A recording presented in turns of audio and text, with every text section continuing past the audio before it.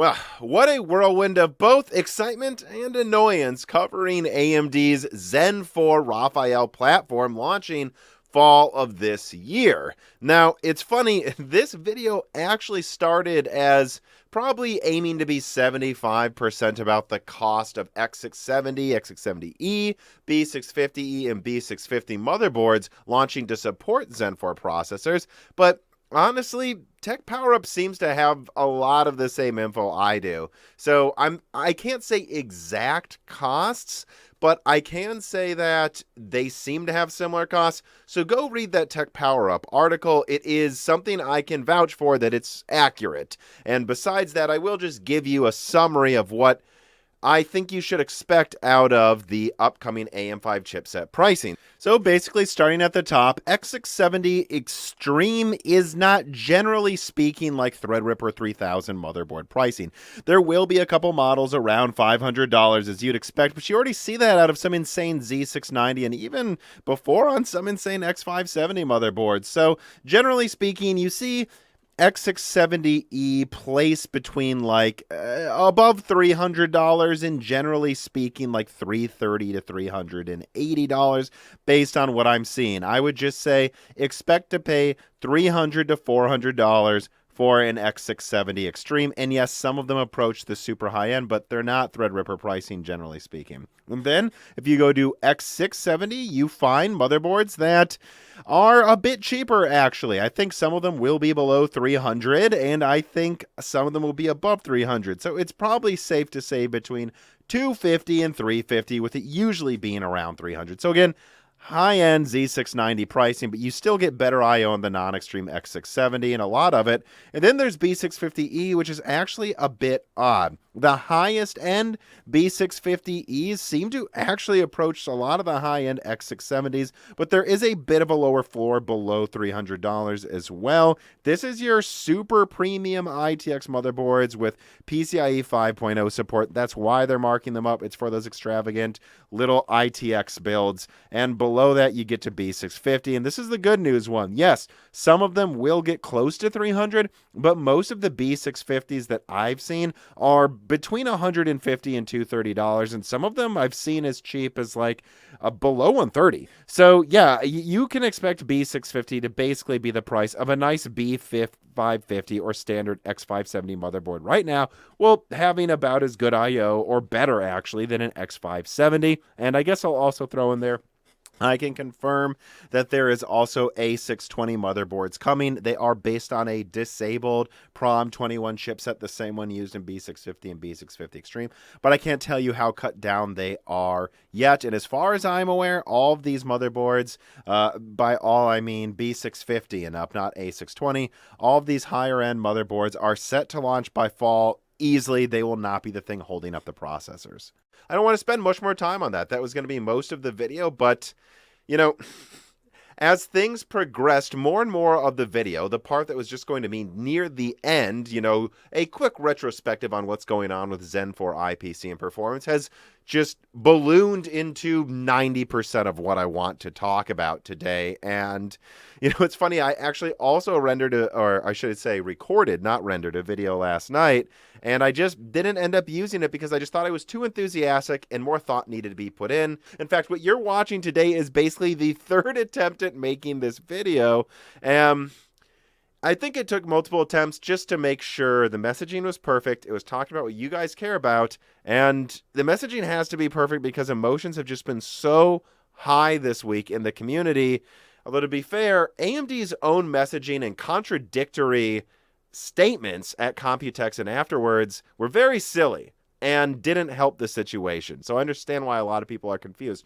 But for those who don't know, since that presentation at Computex, Robert Halleck hasn't just been interviewed by Tech Power Up and by Hot Hardware. He's been going on a blitz of press events, clearly, in my opinion, to turn the tide on the messaging, as AMD has provenly been sandbagging now. Robert admitted that you can expect Zen 4 to have around 40% higher multi-threading performance. 16 cores is the maximum configuration, but it's worth noting that we're getting 40+% more performance out of that core count right now.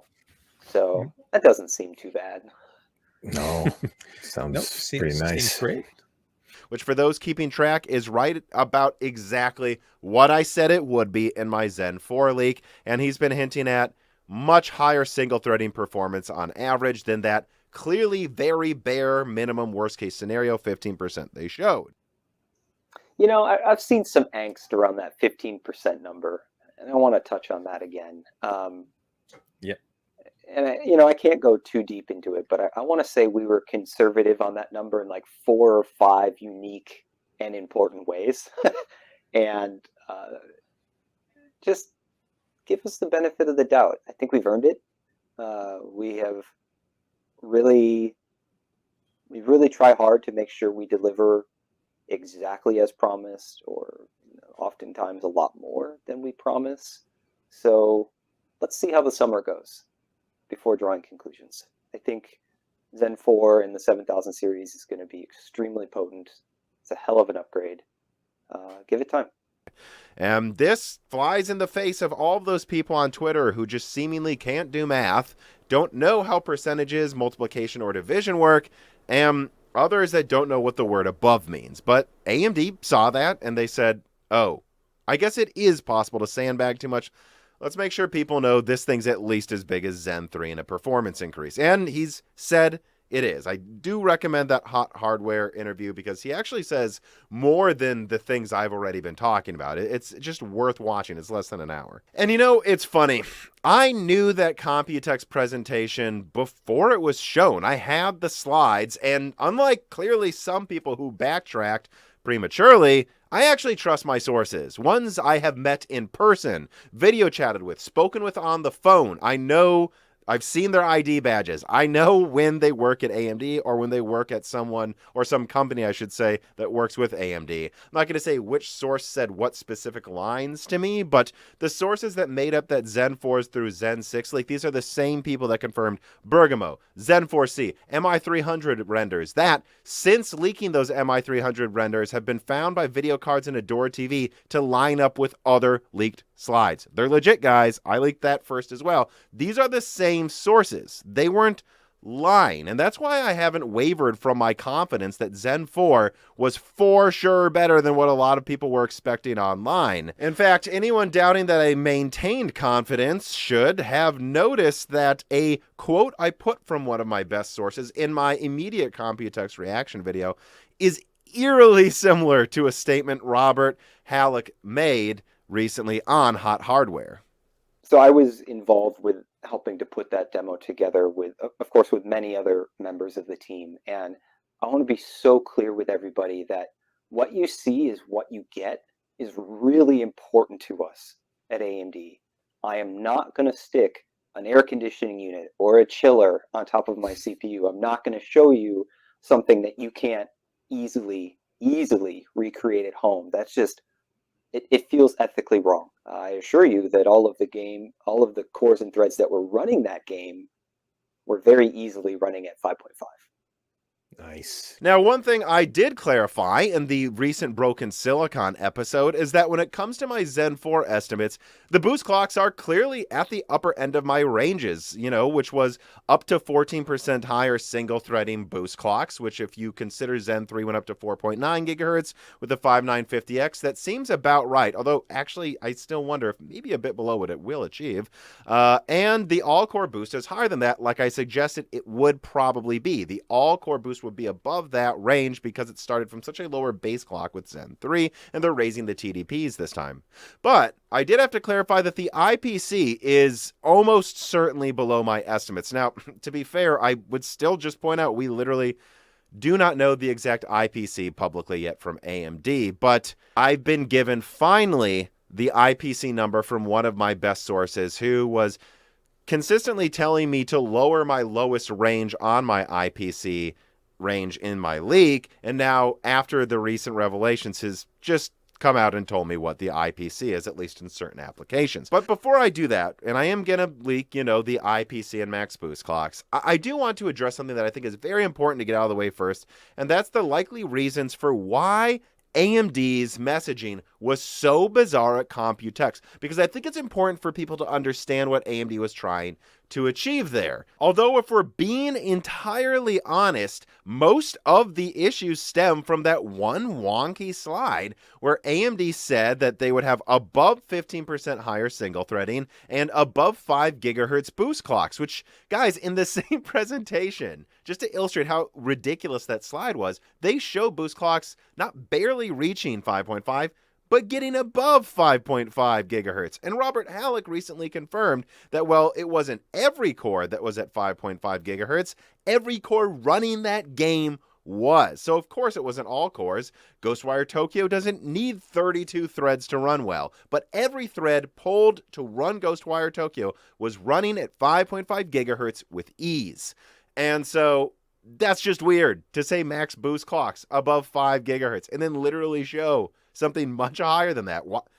Without a doubt, they should have shown at least max boost clocks above 5.5 gigahertz if they were going to show that. And that infamous above 15% single threading performance increase, well, I think that is, and I thought this before they even showed the presentation because I had the slides ahead of time, I thought that was obviously the minimum you can expect in a worst case scenario with the non-highest boosting SKUs. You see, here's why AMD had that wonky slide though. I think there's 3 main reasons. Number one, the truth is that AMD literally does not know final clock speeds yet. 2 sources have confirmed to me since that presentation that not only were those demos done on entirely pre-qualification silicon, but they don't even have the qualification silicon yet. Or if they do, it absolutely is not at motherboard vendors yet for testing, nor any AMD test lab that I regularly communicate with for leaks.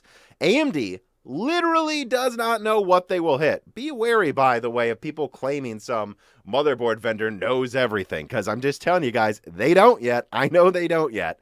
But what that means is that if AMD cannot be 100%, maybe 90%, maybe even 99%, but they can't be 100% sure what the max boost clocks will be, and Zen 4 is highly reliant on boost clocks for its performance increases this generation, then there's no reason to say what the upper limit is. I just think they downplayed it too much, and they know they have. That's why Robert Halleck is going out there correcting the narrative. But the reason they would have put that kind of a slide that was very, very, very conservative is because they don't want someone who buys, I don't know, like an R570-600 6-core 12-thread SKU for like $200, $250. They don't want that person to be expecting some 20 or 30% single threading increase because it's more from clock speed than IPC this generation. So they know you're not going to get that with all the low end SKUs.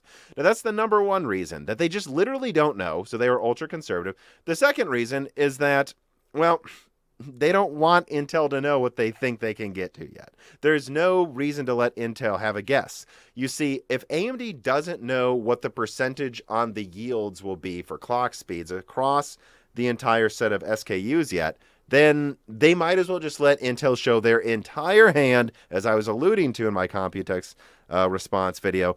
And then once they know that, and then they get the final 100% verified information on final silicon, that's when they say, all right, yep, we're going to make this cost this much because we know we can make that many of them and we know they can hit this high above 5 gigahertz for $300. So, number one, they literally don't know. Number two, if they don't know, why even hint at it to help Intel out? And number three, this reason is actually, I think, very, very important. And I'm guessing a lot of the people gloating about being right about Zen 4 being good right now are missing this. And that's that, look, I have been spending some time this week admitting that as far as I can tell, my IPC estimates derived from conversations with AMD sources are at least a little lower than expected. Most of my AMD sources knew the roughly expected single-threading and multi-threading performance increases, but I think most of them expected 10% higher clocks, so above 5 gigahertz, and about a 20% IPC increase, which if you average my range, it's actually 19.5% higher IPC. I don't really pay attention to a lot of other leakers. But I've been looking around now, and I actually was going to have a whole segment pointing out what every other leaker said, but I feel like that's just going to come off as negative and throwing shade, and that's really not what my overall point is. But I have to say this, part of that segment that I'm cutting, Guys, AMD is aware that other leakers have apparently been saying it's going to be above 25, 30, 40% IPC, and it's just fucking not going to be that high. And so if AMD looks around and knows that some of these fake leakers still get a lot of airtime on websites, they do not want people to be disappointed by, say, a 20 to 30% higher single-threading increase in high-end SKUs, a 15 or higher single-threading increase in low-end SKUs. They want you to be excited by that because that is a big gen-over-gen increase. Yeah, they want to. There's no doubt. This is point number 3. There's no doubt in my mind AMD wants to swat away the craziest suggestions for performance because this is something that has plagued AMD from some of these fake leakers gen over gen every goddamn year, is that some people are always disappointed by AMD's numbers, like when they tell you RDNA 3 is going to triple performance, even though I'm telling you it's not, and I've been telling you it's not for a year. Some people tell you these estimates. You get disappointed when it doubles performance, and AMD wants to get way ahead of that. They just way overcorrected for what was necessary to set expectations. All right, so do you see where I'm going with, like, what happened here? Think of those 3 points. They don't know what the final SKUs and absolute max clocks 100% will be yet. They don't want Intel to know how good it can get. They just want people to know it's definitely going to beat Alder Lake. And number 3, they also don't want performance expectations to be wildly out of the realms of possibility. They don't want people to be disappointed with a good generation from the overhypers. So what did they do? Well, I honestly do think they were planning to show that 5.5 gigahertz demo. They were planning to show that Blender demo where they beat Alder Lake not by 30%, guys, but by 46%. And they said, ooh, if we show this, people are going to be expecting like a 50% performance increase or something. We can't do that. We have to throw in the worst case scenario slide or something like that so people don't get overhyped. Because think about it. If it wasn't for that infamous slide, all people would be talking about is Zen 4 hits above 5.5 gigahertz and Zen 4 beat Alder Lake in multi-threading by 46%. The entire narrative online right now would be Raptor Lake is doomed. And I don't think Raptor Lake is necessarily doomed here. I just think that's going to have a lot of competition from Zen 4. So they said, oh, let's also make sure we put in the worst case scenario that we're unlikely to hit so that people don't think that we're saying we're going to beat Alder Lake by like 50%. But the problem is, for some reason, everyone focused on one slide, forgot what the word above means, which means higher for those who don't know, and forgot how to correctly do math. So AMD's been going on this blitz to correct the narrative, and I'm glad they are because it was getting away from them. But yeah, that was the important thing I wanted to say in the first half of this video, going over this kind of saga of confusing information this week and why I believe AMD made that mistake and why they decided to correct it. But it's time to get into it, isn't it? I want to tell you what max clock speeds you can expect. I want to tell you what the IPC of Zen 4 is now that it seems like the lips of some of my sources are getting a little looser since that presentation. And I also want to talk about why Meteor Lake actually probably isn't something you're going to be waiting for unless you're also waiting for Zen 5. But first, an ad from a sponsor. Reese. There you are. Reese here is not very hard to find. All you have to do is say her name and she shows right up, which is basically what you're doing online every time you're surfing the web without using a VPN. That is why today this piece of content is brought to you by Atlas VPN. Atlas VPN is a sponsor that has supported Moore's Law is Dead for a very long time. And so if you need a VPN, show some support to a company that supports me. Atlas VPN gains you access to content in other regions companies want to nickel and dime you for, despite basically already paying for it yourself. And they allow for blazing fast, competitive upload and download speeds on unlimited devices while also simultaneously stopping ads and malware, and this includes malicious links and trackers trying to steal your data. Best of all, they work to show you the best prices available while you're shopping online, subverting attempts to gouge you based on your location and operating system. That one is incredibly useful in my opinion and demonstrates that you are actually paying for something that's giving you some of that money back. That's right, it's saving you money every month despite only costing $1.99 a month if you click the link in the description and use the code Moore's Law for 3 years of service. Clicking this link protects your data, saves you money, and really does help this channel a lot. If you need a VPN, support someone who supports Moore's Law is Dead at Atlas VPN today. Go. Okay, so let's start talking about IPC, or really performance per clock. That's what most people are actually talking about when they talk about IPC. If we have the same amount of cores, same amount of threads, at the exact same clock speeds, gen over gen, what kind of performance am I going to get?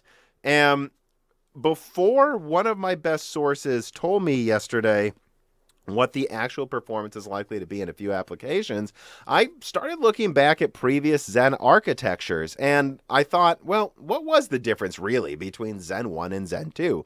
Honestly, the biggest innovation Zen 2 brought was the new way of doing chiplets, right? If you think about it, Zen 1, Zen 2, both using, divided up CCXs, both having the same amount of L2 cache. In fact, both, if you're talking about monolithic Renoir, having the same amount of L3 cache. And I thought, oh my God, what a perfect comparison. If you compare Zen 1 to Renoir, and Renoir is monolithic Zen 2, which I actually just misspoke. Renoir has half the amount of L3 cache per CCX as Zen 1. You still get an 8% IPC increase gen over gen. And this is just like a node shrink and some tweaks all over the architecture. Nothing massive, no change in cache. This is important to point out here because I've seen a lot of people say one of the dumbest things I've ever heard, that Zen 4 is just a simple die shrink of Zen 3 on 5 nanometer because they only changed the L2 cache. No, it's not. Look at Renoir. It's still got an 8% IPC increase, guys, and higher clock speeds.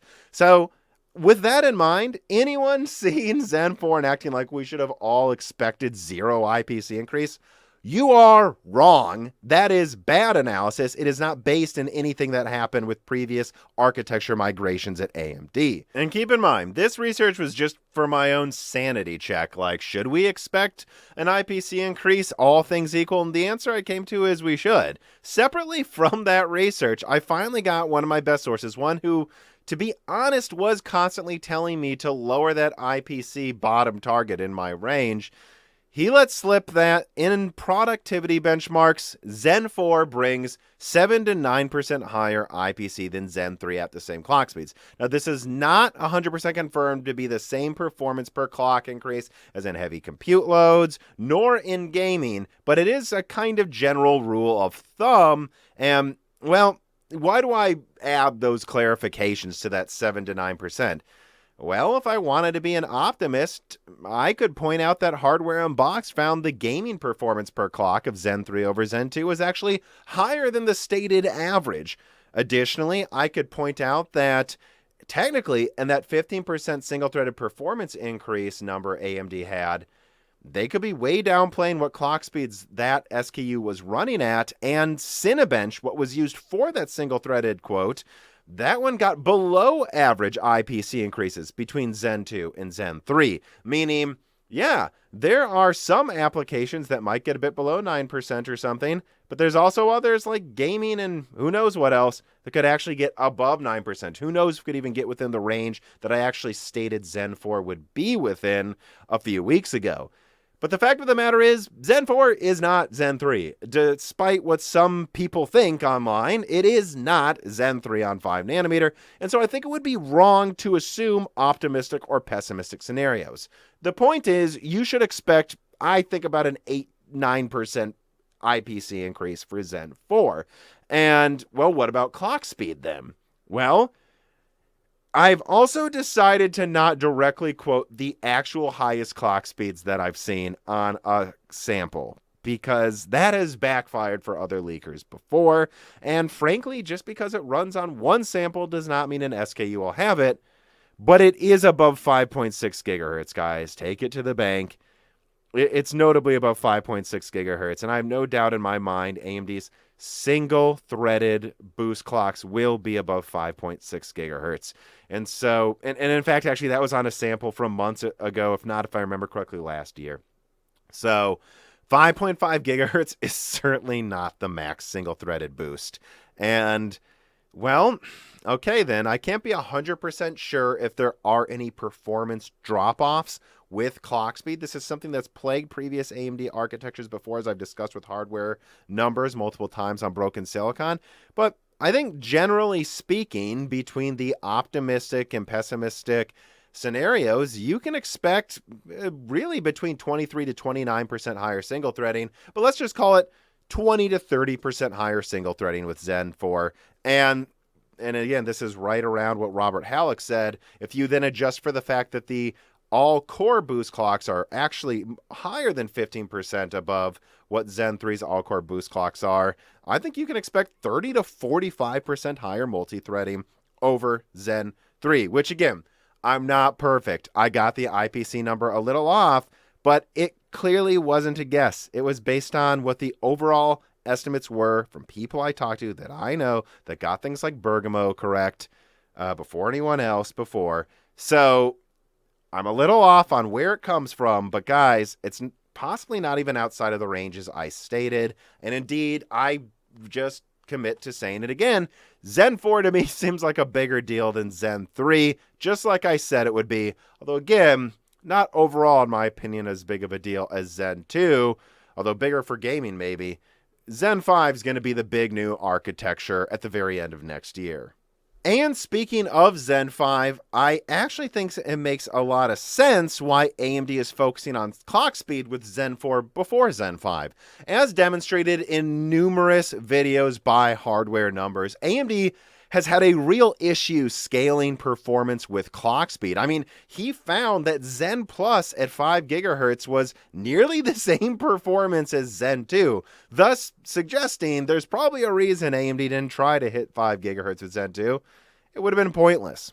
And this is a problem AMD knows they have to solve eventually. The nodes are getting smaller, and they will be able to easily get above 5 gigahertz like now. And so if they easily can, it'd be nice if they actually gain performance above 5 gigahertz. And so if you're AMD and you know Zen 5 is going to take tons of work, tons of years for that design team, because remember, AMD has leapfrogging design teams concurrently working on different Zen architectures back and forth.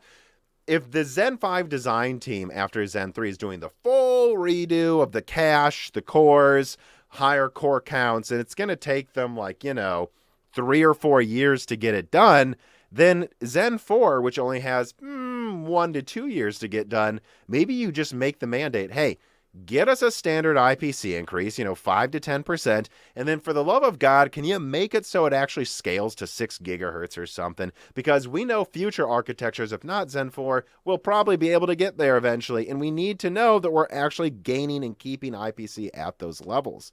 And I think that if you look at what their multi-threaded performance expectations are, which Robert Halleck said 40% publicly, I think if you do the math on clock speeds being about 25% higher all-core boost, add AVX 512 for some things, yeah, I think it's clear that even above 5.5 gigahertz, AMD's clearly keeping above 5% IPC, and so it sounds like they've succeeded. For sure, despite what some clowns have said online, Zen 4 is not a new bulldozer. AMD was not stupid for trying to scale IPC with clock speed. They just failed before, but they can't keep failing. This is a problem they need to solve. They can't always depend on huge IPC increases every generation. It's hard to get those. It's complex. It's hard work for engineers. And they had to know that eventually they're just going to have to do it correctly. And that is why Zen 4 focuses on clock speed before Zen 5 brings the new architecture, in my opinion. And by the way, boosting with all 16 cores above 5 gigahertz, Robert Halleck also confirmed that it wasn't using over 170 watts, that it was somewhere between 105 and 170 watts, which, again, some people say 160, who knows? Could have been 150, 130 watts, I don't know. It is pre-qualification silicon, though, so I wouldn't read too much into it, except to say that at 170 watts with final silicon, they'll for sure be getting all of their cores boosting above 5 gigahertz. And as Ian Cuttress has pointed out in a series of really worth reading tweets, AMD, the math is there, the data is out there to suggest they're going to have a pretty big all-core clock speed boost advantage against Raptor Lake. Now, don't get me wrong. I don't think Raptor Lake is going to be, in terms of complete performance, blown out of the water by Zen 4. I think this will be a competition, even if AMD overall wins at everything. it's going to be a competition. It's not going to be something where AMD just walks away like it's a joke, like Zen 3 versus Comet Lake or something. It's not going to be like that. But Raptor Lake does have its work cut out for it. In fact, I wouldn't be surprised if what ends up happening here in the competition between Raptor Lake and Zen 4 is technically in most single-threaded, and I mean truly single, one thread, not two-threaded sometimes, truly just one single-threaded apps. You have Raptor Lake win by a hair, maybe up to 5%, but in a couple apps, AMD ties or wins by 1%. And then, in multi-threading, it seems like it'll be close, but AMD might win by a bit. But then the tiebreaker, if you're using, say, 4 to 8 cores, AMD just has higher boost clocks.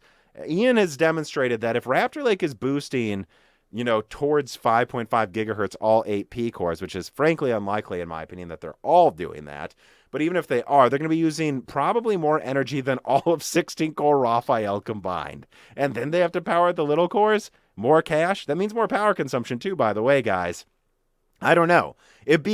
I think there's a serious chance that Raptor Lake barely wins the single-threaded performance, truly just single. AMD barely wins multi-threading, and then in the middle, AMD still dominates while using less energy. And what that really means is that in laptop, AMD is probably going to blow Raptor Lake mobile out of the water. Already, we know that Rembrandt, which is 6 nanometer Zen 3 Plus, tends to perform the same as a 14-core Alder Lake chip at about 35 watts. What do you think is going to happen when Intel's using the same node with Raptor Lake, even with power enhancements, and AMD's on 5 nanometer with 8 cores, possibly all 8 cores in a 45-watt SKU boosting around 5 gigahertz? AMD's going to walk away with the mobile performance crown. And in energy-limited scenarios, 90% of PCs, laptops, consoles, servers, AMD is just going to have an insane advantage. In fact, I was talking to one of my sources about Genoa, and it sounds like Genoa has at least 10% higher all-core boost over Milan, while having 50% more cores. Sapphire Rapids is fucked. Emerald Rapids isn't going to stand a chance. So, yeah. Intel still has their work cut out for them here, and I would actually say that it might be good if they narrowly win in single threading with Raptor Lake, because they kind of need to. Because this matters. They're going to be losing at pretty much everything else, it seems like. And I got news for you guys. Well, I think mobile Meteor Lake is coming out the first half of next year, or at least by mid-next year. I don't know that desktop Meteor Lake is coming out until the very end of next year. And that means if you've been paying attention to my other leaks, which again, despite the trolls spreading a bunch of FUD, is turning out to be correct, Zen 5 is probably going to launch by the end of next year, latest early 2024. So whether Meteor Lake desktop launches before Zen 5 or not is really a moot point. It'd be like a Comet Lake versus Zen 3 situation where it's like, yeah, I guess Comet Lake launched before Zen 3, but it really had to compete with Zen 3. And to add insult to injury, before Zen 5 comes out, I think it is important to remember that Zen 4 with Vcache is coming. I've leaked genoa-x, and I do know there is a Raphael X coming out as well. Now, the bad news is, according to one of my sources, it's very unlikely Raphael X, Zen 4 with Vcache on AM5, is ready before the end of this year. It's probably going to be a late first half of next year or mid next year launch.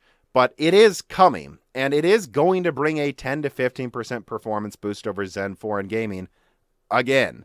And additionally, I've been doing some digging around on Zen 4 with Vcache, and I actually am not convinced they're going to have to lower clocks much more than you would have expected for Zen 3. You see, if you listen to what Robert Halleck said here, and we know that a 5800X part without overclocking is shocking, but at the same time,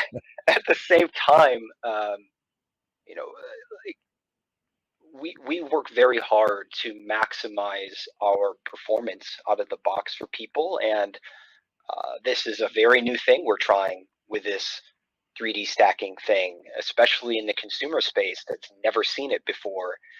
And we had a tough choice to make. Do we wait for that technology to mature a little bit on voltage and frequency tolerance, or do we go right now? because the the technological benefits are so good, and people are always asking us, just give me the best gaming chip for my money. I mean, that's what I want. So we made the choice. We're going to ship it. It doesn't support CPU frequency overclocking, and that's why, because the technology just doesn't scale yet higher. And in time it will, and when it does, we'll bring overclocking back. It to me sounds like one of the main reasons, if not the main reason, that they clocked Zen 3D lower is that it actually, well, Vcache is an immature technology right now. It has tighter tolerance tolerances that are lower than the peak that Zen 3 can hit. And so AMD was forced to lower voltages, not just for thermal reasons. You can get away with liquid cooling a 5800X3D with BCLK overclocking, as we've seen. No, it's to make sure the Vcache doesn't have issues at higher voltages. And Zen 4 will be using a more mature Vcache. Do I think that means they won't have to lower clocks a bit? I think they probably will. But I don't think it's going to be like they have trouble getting over 5 gigahertz. They'll probably still be able to do like 5.5 gigahertz if Raphael non-Vcache is doing 5.7 gigahertz, for example. And so that's a real problem for Intel, especially when you consider that same source told me that it's totally plausible Zen 4C is coming. Not right now. It doesn't seem to have any immediate launch plans, but that if AMD wanted to go to 24 cores with a Zen 4 AM5 product, they're unlikely to do 3 Zen 4 standard chiplets.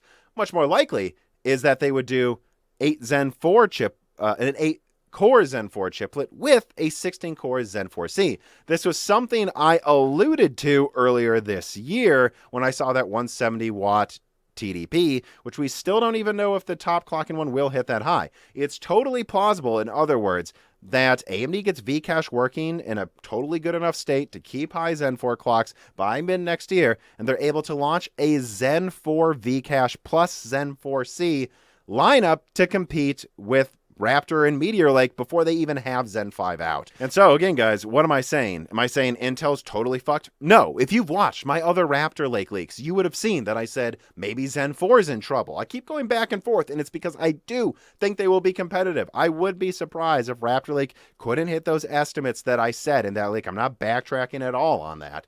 But I am saying that there is evidence that Zen 4 could walk away with a total victory still. And if they do, that's not it. They're going to have Zen 4 Vcache. They're going to have Zen 4C as options to compete with any Meteor Lake, even if that's even out on time to compete with it mid next year. And because of that, Intel's got its work cut out for it, guys. They really do. All right, well, that's going to do it for this video. It was annoying. I had to basically rewrite the script and even re-record some parts of it 3 times in a row, but I feel like the final quality is much better than if this would have come out sooner. It's coming out at the end of the week. Would have had time to digest information, time to talk to more sources, time to gain more information, time to think more. And so this is, not like my Computex immediate gut reaction. This is a kind of the dust is cleared. What's going on with Zen 4? Here's what you guys need to know, and here's what you should expect from Raphael, and I hope you enjoyed it. If you did, remember to subscribe to Moore's Law is Dead and ring the bell button so you don't miss the other upcoming leaks. I am, of course, working on a Phoenix leak and a Meteor Lake leak and a lot of other, actually, leaks for a few things that will surprise you. So make sure you're subscribed so you don't miss those things. And also, if you have the money, like $2, $4 a month, consider supporting Moore's Law is Dead on Patreon. We cannot do this without our patrons. They get early ad-free access to Broken Silicon, the ability to ask guest questions on Broken Silicon, including an Oculus engineer. Right now, if you join, you can ask them questions. We'll be talking about PSVR 2, Oculus Index, all the other upcoming VR devices. This guy's incredibly intelligent and well-informed on gaming hardware, especially when it comes to VR. They also get exclusive podcasts like Die Shrink and the access to a Discord. You can talk to me after this video's out. There's a lot of stuff out there for you that you get if you support us on Patreon, and we really do need the support considering how much pushback we get from just ridiculous people online. This really cannot survive without the people who enjoy it supporting it. But yep, that's going to just about do it. Thank you for watching.